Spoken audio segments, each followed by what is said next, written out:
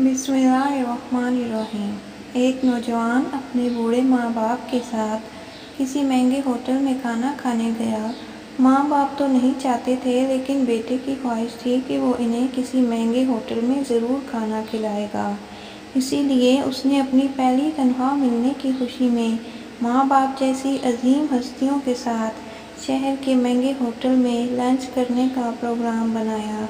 बाप को रेशे की बीमारी थी, उसका जिस्म हर लम्हा कपकपाहट में रहता और ज़ईफ़ा माँ को दोनों आँखों से कम दिखाई देता था।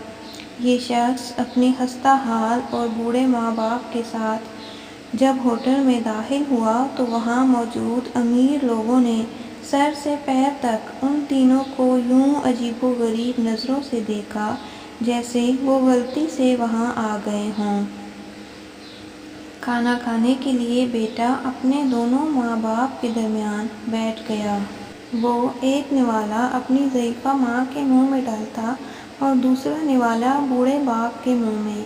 खाने के दौरान कभी कभी रेशे की बीमारी के बाइस बाप का चेहरा हिल जाता तो रोटी और सालन के ज़र्रे बाप के चेहरे और कपड़ों पर गिर जाते।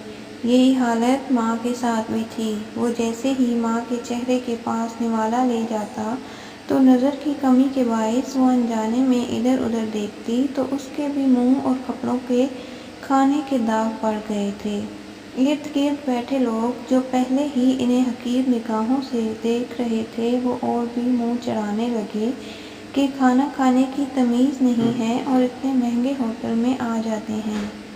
बेटा अपने माँ बाप की बीमारी और मजबूरी पर आंखों में आंसू छुपाए, चेहरे पर मुस्कुराहट सजाए हुए इर्द गिर्द के माहौल को नज़रअंदाज करते हुए एक इबादत समझते हुए इन्हें खाना खिलाता रहा। खाने के बाद वो माँ बाप को बड़ी इज़्ज़त व एहतराम से वाश बेसिन के पास ले गया। वहाँ अपने हाथों से उनके चेहरे साफ किए, कपड़ों पर पड़े दाग धब्बे धोए और जब वो इन्हें सहारा देते हुए बाहर की जानिब जाने लगा तो पीछे से होटल के मैनेजर ने आवाज़ दी और कहा, बेटा तुम हम सब के लिए एक कीमती चीज़ यहाँ छोड़े जा रहे हो। उस नौजवान ने हैरानगी से पलट कर पूछा, क्या चीज़? मैनेजर अपनी ऐनक उतार कर आंसू पोंछते हुए बोला, नौजवान बच्चों के लिए सबक और बूढ़े माँ बाप के लिए उम्मीद। वीडियो पसंद आए तो वीडियो को लाइक करें और चैनल को सब्सक्राइब लाजमी करें ताकि आपको नई वीडियोस मिलती रहें।